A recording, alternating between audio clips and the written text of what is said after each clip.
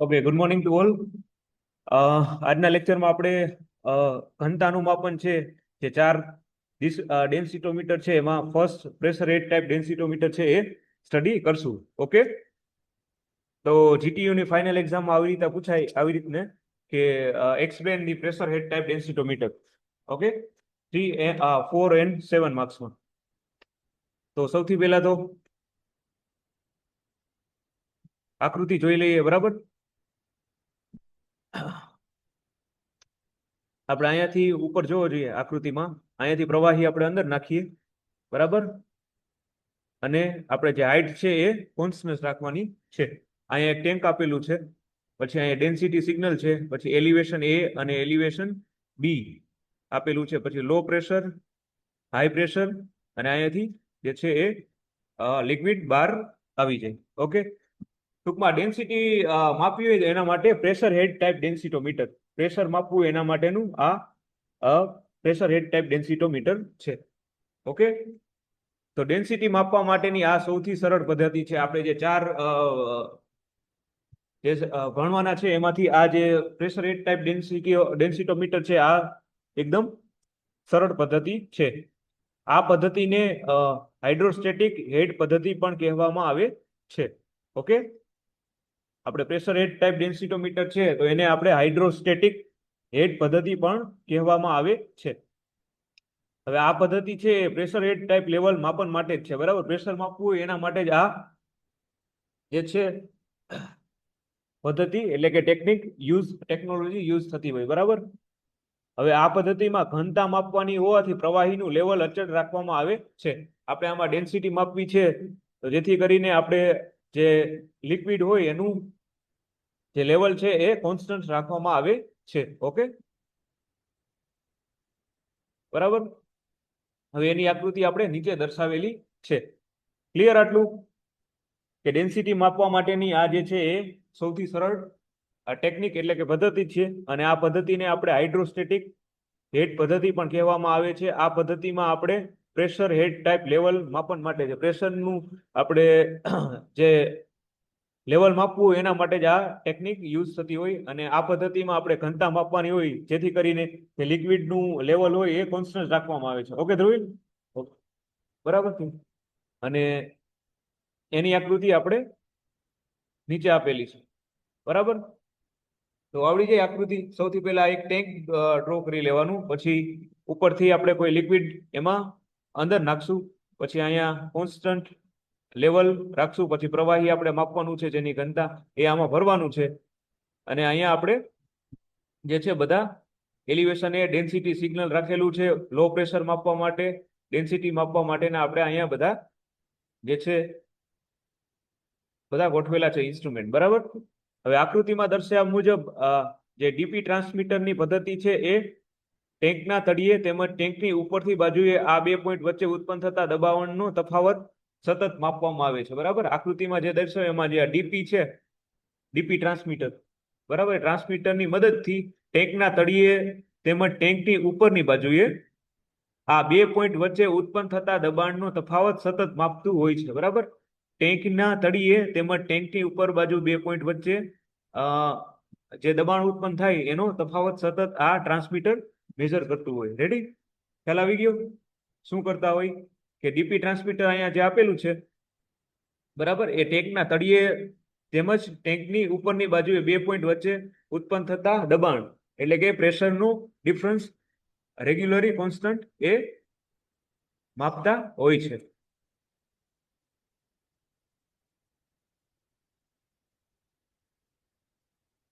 Next એમાં જોઈ લઈએ.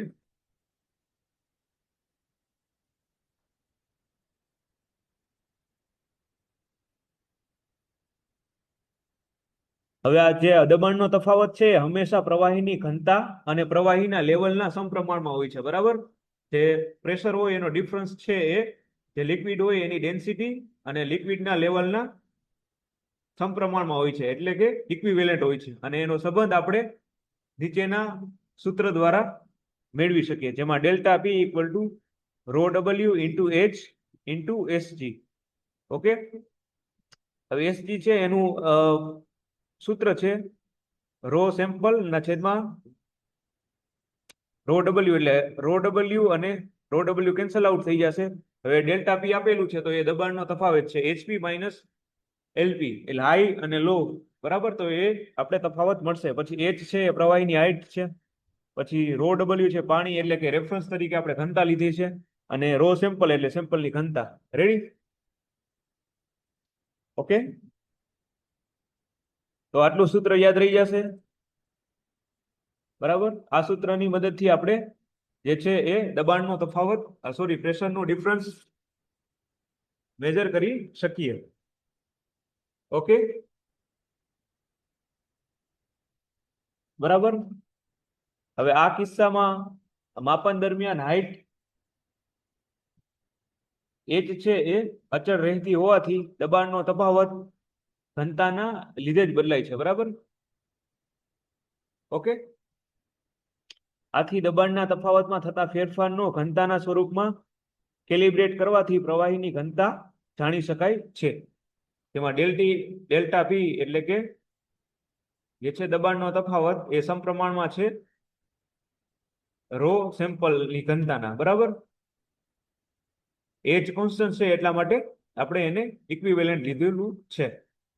આમ દબાણમાં થતો ફેરફાર સતત માપવાથી ટેન્કની અંદર રહેલા પ્રવાહીની ઘનતા જાણી શકાય છે, બરાબર. એક વાત ખાસ ધ્યાન રાખવી કે આ સમગ્ર માપન દરમિયાન તાપમાન ફરજિયાત અચળ રહેવું જોઈએ, બરાબર. આખું આપણે જે પ્રોસેસ કરતા હોય ત્યારે જે ટેમ્પરેચર છે એ કોન્સ્ટન્ટ રહેવું જોઈએ. ક્લિયર? તો આ થઈ ગયું આપણું જે છે પ્રેશર હેડ ટાઈપ ડેન્સિટોમીટર, બરાબર. એની આકૃતિ જેમાં આપણે ટેન્ક રાખેલું છે એમાં પ્રવાહી અંદર નાખશું, એ પ્રવાહીની આપણે ઘનતા માપવાની છે. પછી હાઈટ છે એ કોન્સ્ટન્ટ એટલે કે અચળ રાખશું. પછી અહીંયા ટ્રાન્સમીટર આપેલા છે, પછી અહીંયા હાઈ પ્રેશર લો પ્રેશર આપેલું છે ટ્રાન્સમીટર, બરાબર. તો ફરી વાર રિપીટ કરી લઈએ કે આ ડેન્સિટી માપવા માટેની એકદમ સૌથી સરળ પદ્ધતિ છે, અને આ પદ્ધતિને આપણે હાઇડ્રોસ્ટેટિક હેડ પદ્ધતિ પણ કહેવામાં આવે છે. આ પદ્ધતિ છે એ પ્રેશર હેડ ટાઈપ લેવલ માટે જ છે, બરાબર. સિમ્પલ આ રીતે લખી શકો, પરીક્ષામાં પૂછાય ત્યારે, બરાબર. અને આ પદ્ધતિમાં ઘનતા માપવાની હોવાથી આપણે જે છે પાણીનું લેવલ છે એ અચળ એટલે કે કોન્સ્ટન્ટ રાખવામાં આવે છે. પ્રેશર હેડ ટાઈપ ડેન્સિટોમીટરની આપણે આકૃતિ નીચે દર્શાવેલી છે. ઓકે, હવે આકૃતિમાં દર્શાવ્યા મુજબ અહીંયા જે ડીપી ટ્રાન્સમીટરની મદદથી આપણે ટેન્કના તળિયે અને ટેન્કની ઉપરની બાજુએ 2 પોઈન્ટ વચ્ચે ઉત્પન્ન થતા દબાણનો આપણે જે છે ડિફરન્સ એ કોન્સ્ટન્ટ માપવાનું રહેશે. અને આ દબાણનો તફાવત છે એ હંમેશા પ્રવાહીની ઘનતા અને પ્રવાહીના લેવલના સમપ્રમાણમાં હોય છે, અને એનો સંબંધ આપણે આ નીચેનું સૂત્ર જોયું એના વડે આપણે જે છે લેવલ માપી શકીએ, બરાબર. Delta P equal to rho W into H SG, અને એસજી ની જગ્યાએ આપણે રો સેમ્પલ અને રો ડબલ્યુ, પછી એના બધા અહીંયા આપેલું છે, જ્યાં ડેલ્ટા પી છે એ દબાણનો તફાવત એટલે કે difference of pressure HP minus LP, અને એચ છે એ પ્રવાહીની હાઈટ એટલે કે લિક્વિડની હાઈટ છે, અને રો ડબલ્યુ એટલે રેફરન્સ તરીકે આપણે ઘનતા લીધેલી છે. રેડી? ડબલ્યુ અને એક સેમ્પલ લીધેલું છે. હવે આપણે જે માપન દરમિયાન આપણે હાઈટ જે કોન્સ્ટન્ટ રાખેલી છે, જેથી કરીને જે દબાણનો તફાવત છે એ ઘનતાના લીધે જ બદલાશે, બરાબર. અને આ દબાણના તફાવતના ફેરફારને ઘનતાના સ્વરૂપમાં કેલિબ્રેટ કરવાથી આપણે પ્રવાહીની ઘનતા માપી શકાય. તો આ સૂત્રના મદદથી આપણે જે છે પ્રવાહીની ઘનતા માપી શકાય, પ્રેશર હેડ ટાઈપ ડેન્સિટોમીટર. ખાસ આકૃતિ યાદ રાખવાની રહેશે અને સૂત્ર. રેડી? આટલું આઈએમપી છે આ ટોપિકમાં. ક્લિયર? પ્રેશર હેડ ટાઈપ ડેન્સિટોમીટર એકવાર જોઈ લ્યો પાછું, બરાબર. આકૃતિ છે, એનું સૂત્ર છે ખાસ, બરાબર. ઓનલી ફોર લેવલ માપન માટે જ આ પદ્ધતિ યુઝ થતી હોય છે. ક્લિયર? એકવાર જોઈ લ્યો, બરાબર. આકૃતિ વ્યવસ્થિત જોઈ લો, અને એના વિશે એના ઉપરથી આપણે એનું ડિસ્ક્રિપ્શન લખવાનું રહેશે, ખાસ સૂત્ર, અને જે એમાં જે બધા કમ્પોનેન્ટ્સ આવે છે એ ખાસ યાદ રાખવાના. હાઈટ, પછી સેમ્પલ અને ડેલ્ટા પી.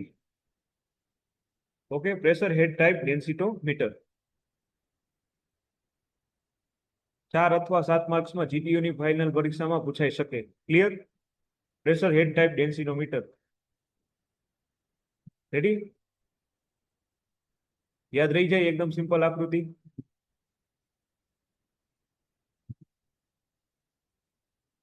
ઓકે, તો બીજો ટોપિક સ્ટડી કરશું displacement type ડેન્સિટોમીટર. Pressure head type ડેન્સિટોમીટર clear. હવે નેક્સ્ટ છે ડિસ્પ્લેસમેન્ટ ટાઈપ ડેન્સિટોમીટર. તો એની પણ આકૃતિ જોઈ લઈએ. બરાબર, ડિસ્પ્લેસમેન્ટ ટાઈપ જે છે એની આકૃતિ આ પ્રકારની છે, જેમાં ઉપર મુજબ જોયું એમ એક ટેન્ક રાખેલું છે, એમાં ડિસ્પ્લેસર રાખેલું છે, પછી પ્રેશર અહીંયા સિલેક્ટ ગોઠવેલી છે, અહીંયાથી પ્રવાહી અંદર જાય, અહીંયાથી પ્રવાહી બહાર નીકળશે. પછી એક ઇન્ડિકેટર આપેલું છે, બ્રેક પ્રેશર, પછી કનેક્ટિંગ રોડ આપેલા છે, અને અહીંયા એક નોઝલ આપેલી છે, જેથી કરીને આમ અપડાઉન થઈ શકે. બરાબર, આકૃતિ વ્યવસ્થિત જોઈ લઉં. રેડી? એકદમ સિમ્પલ આકૃતિ છે. એક ડિસ્પ્લે ટેન્કમાં ડિસ્પ્લેસર રાખેલું છે, એની સાથે પ્રેશર સીલ જોડેલી છે, પછી કનેક્ટિંગ રોડ આપ્યો છે, પછી બેલોજ આપેલા છે.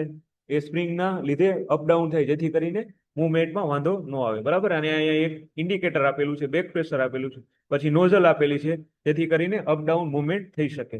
બરાબર, અહીંયા ફ્લેપર આપણે જે સીસી કંટ્રોલ કમ્પોનેન્ટ સબ્જેક્ટમાં ભણ્યા હતા, ફ્લેપર નોઝલને. બરાબર, તો એ પ્રકારનું આખું આનું સ્ટ્રક્ચર છે.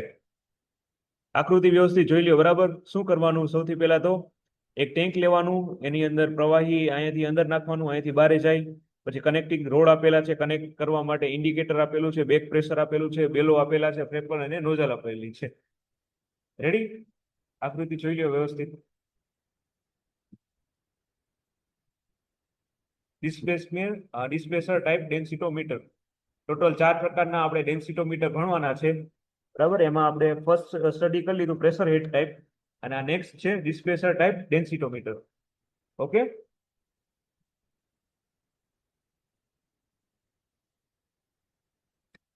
આખું ક્લિયર થઈ ગયું. પ્રવાહીની અહીંયા પ્રવાહી આપણે લિક્વિડ જે છે અંદર નાખશું, એ આખું પ્રોસેસ થઈ અને અહીંયાથી પ્રવાહી બહાર નીકળશે. એના ઉપરથી આપણે એની ડેન્સિટી એટલે કે ઘનતા માપશું.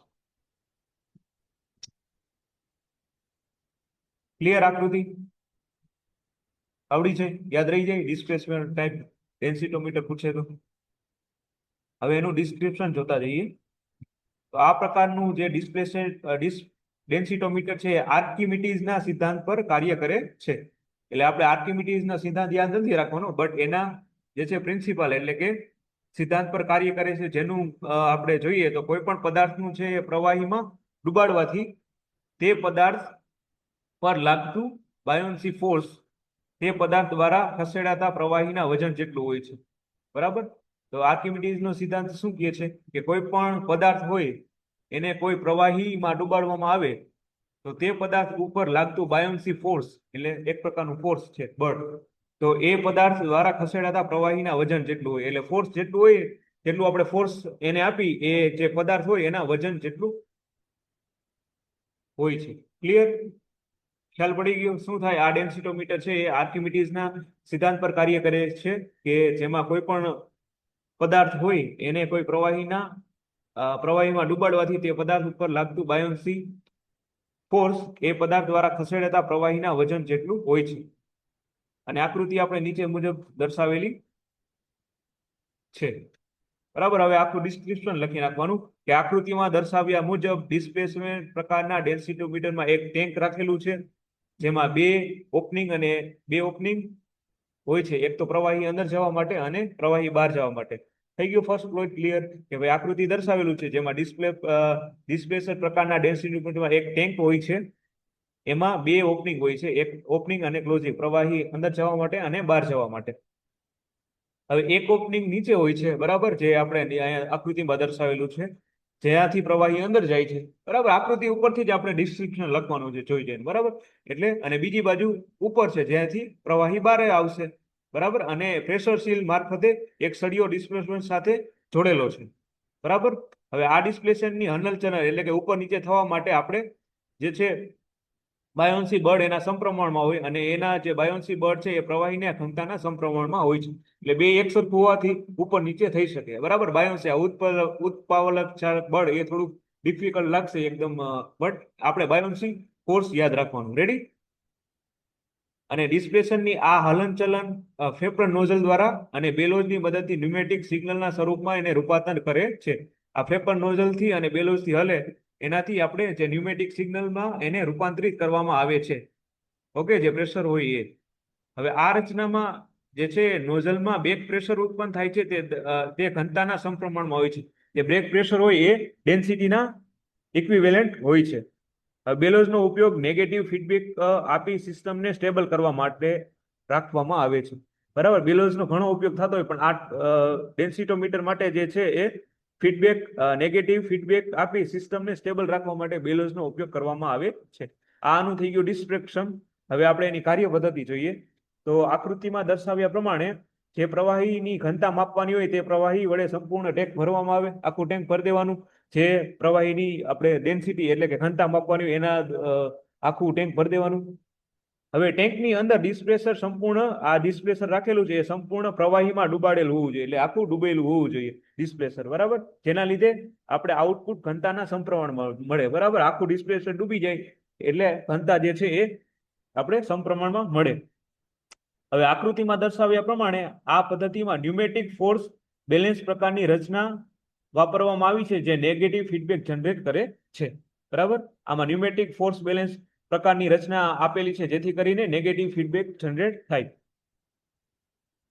હવે આ પદ્ધતિમાં આપણે ડિસ્પ્લેસર જોયું એમ જ કે સંપૂર્ણપણે પ્રવાહીમાં ડૂબેલું હોવાથી તેના ઉપર લાગતો બાયોન્સી બળ પ્રવાહીની ઘનતાના સમપ્રમાણમાં હોય છે. આખું જે છે ટેન્ક પ્રવાહીમાં ડૂબી જાય તો એમાં જે બાયોન્સી ફોર્સ લાગે એ જે પ્રવાહીની ઘનતા હોય એના સમપ્રમાણમાં, એટલે એના જેટલું હોય, જેટલું ફોર્સ લાગે એટલી જ ઘનતા એના સમપ્રમાણમાં હશે. હવે જ્યારે પ્રવાહીની ઘનતા વધે, જે પ્રવાહી આપણે એમાં ભર્યું એની ઘનતા વધે ત્યારે ડિસ્પ્લેસર ઉપર લાગતું ઉત્પ્રેરક બળ એટલે કે બાયોન્સી ફોર્સ વધશે, જેના લીધે ડિસ્પ્લેસર ઉપરની તરફ આગળ વધશે. ફોર્સ લાગે એટલે જે આપણે ડિસ્પ્લેસર રાખ્યું છે એ આગળ તરફ વધશે, જેના લીધે ફ્લેપર નીચેની તરફ, અહીંયા ફ્લેપર રાખેલું છે એ નીચેની તરફ આવશે અને ફ્લેપર અને નોઝલ વચ્ચેનો એર ગેપ ઘટશે અને બ્રેક પ્રેશર વધશે. રેડી? પ્રેશર વધે એટલે પ્રવાહી બહાર નીકળી જાય. બરાબર, હવે આ બેક પ્રેશર બેલોઝમાં જશે જેના લીધે બેલોઝ એક્સપાન્ડ થશે. એટલે બરાબર, અહીંયા જે બેલો રાખેલું છે એમાં પ્રેશર જાય એટલે એક્સપાન્ડ થાય. એક્સપાન્ડ થઈ અને નેગેટિવ ફીડબેક આપી સમગ્ર સિસ્ટમને ફરીથી સ્ટેબલ બનાવશે. રેડી? આખું જે આપણે પ્રવાહીમાં ડિસ્પ્લેસર રાખ્યું, ડૂબાડ્યું, પ્રેશર આપ્યું, એ બધું થઈ ગયા પછી બેલોઝ આખું પાછું એને રીસેટ કરી નાખશે. એટલે હતું એવું ને એવું થઈ જાય. બરાબર, પ્રવાહી બહાર નીકળી ગયા પછી. હવે જ્યારે સિસ્ટમ સ્ટેબલ થઈ જાય ત્યારે નોઝલમાંથી આવતું જે બેક પ્રેશર છે એ પ્રવાહી ડેન્સિટીના સમપ્રમાણમાં હોય. જે પ્રેશર હોય એ ડેન્સિટી આપણે માપવાની છે એના ઇક્વિવેલન્ટ હોય છે. હવે માટે આ બેક પ્રેશરને પ્રવાહીના ડેન્સિટીના સ્વરૂપમાં કેલિબ્રેટ કરી પ્રવાહીની ડેન્સિટી માપી શકાય. કેલિબ્રેટ કરવું એટલે આપણે થર્ડ ચેપ્ટરમાં ભણી ગયા, બે જે પદાર્થ હોય કે હોય એના આપણે જે છે એને સમપ્રમાણમાં, બરાબર, તફાવત તરીકે લઈએ, એને કેવું આપણે કેલિબ્રેટ. અને આમાં એલવીડીટી નો ઉપયોગ કરીને આ સિસ્ટમમાં ઇલેક્ટ્રિક સિગ્નલ જનરેટ કરી શકાય છે. રેડી? તો આ થઈ ગયું આપણું displacer type densitometer. Okay, clear? બરાબર, પ્રવાહીમાં ડૂબાડવાનું છે ડિસ્પ્લેસર અને એના લીધે પ્રેશર એમાં આવશે, પ્રવાહી એના સમપ્રમાણમાં રહેશે, ઘનતા જેટલી આવશે એ બંને સેમ ટુ સેમ રહેશે. ક્લિયર આટલું? ઓકે, તો આજના લેક્ચરમાં આટલું રાખીએ. નેક્સ્ટ લેક્ચરમાં આપણે બીજો જે ફ્લોટ ટાઈપ ડેન્સિટોમીટર છે એ સ્ટડી કરશું.